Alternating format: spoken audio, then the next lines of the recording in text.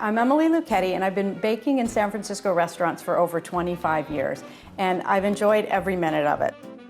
Today, I'm going to make a quintessential classic dessert, baked Alaska. And once you learn how to make it my way, you'll realize how perfect it is for the holidays or any other ordinary day as well. Now, what makes a beautiful baked Alaska is the meringue that's all around the outside. And when I do it, I make what's called a Swiss meringue. And all it is egg whites and sugar. So I'm gonna put the egg whites in a bowl, and then I'm gonna add the sugar. And it's basically twice the amount of sugar to egg whites. And I'm just gonna stir it until it's mixed together. And then I'm gonna put it over a double boiler. The boiling water just gently allows the sugar to melt into the egg whites. You're not trying to beat a lot of volume into the egg whites.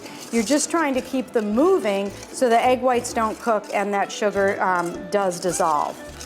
It doesn't have to be really hot, but when you just put your finger in, it feels like bathtub temperature. So you can just stick your finger in, just kind of go like that, and you can feel if it's grainy. Now the sugar's melted and it's a great temperature, so what I'm gonna do is whip it on high speed till it gets cool room temperature and it really increases in volume and you have a beautiful meringue.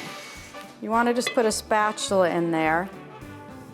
And it's almost there. You want it a little bit stiffer.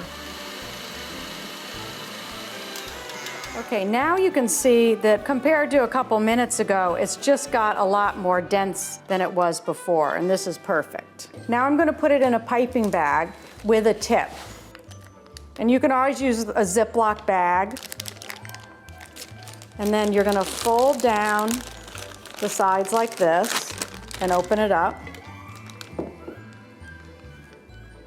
And then you're just gonna gently put the meringue in here. Now I'm not going to fill it up all the way because then it makes it difficult to pipe. It's better just to add more later on.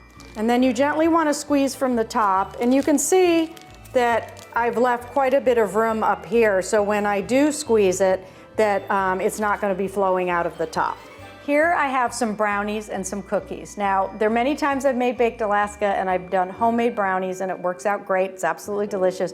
But you can also buy brownies or cookies, which will make it a lot quicker and a lot easier. Different people will do different kinds of cookies or brownies, but I really like the dark chocolate with the meringue. So now I'm gonna put some coffee ice cream on top. I like coffee because it's got a little bit of a bitter taste to it and it's more of a contrast with the other flavors. You always want to make sure that you have a little bit of a lip of the brownie or cookie showing all the way around.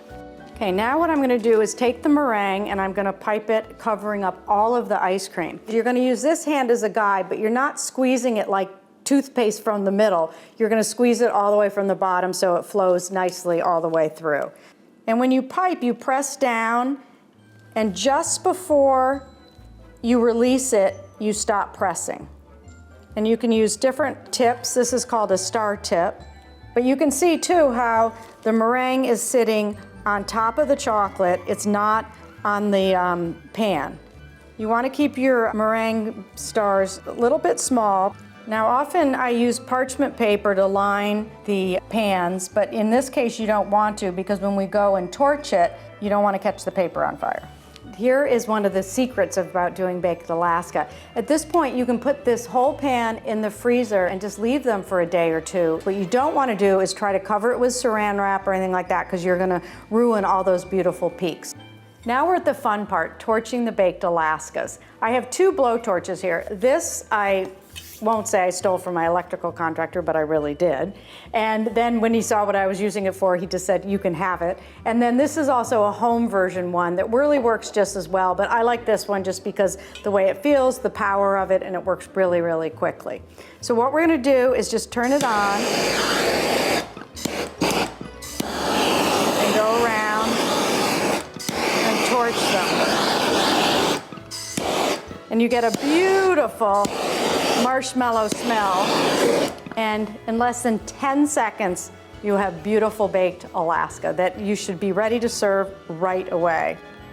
So now you know how easy it is to make this dessert. Store-bought brownie, store-bought ice cream, a little bit of homemade Swiss meringue, the best thing that you've ever had for the holidays.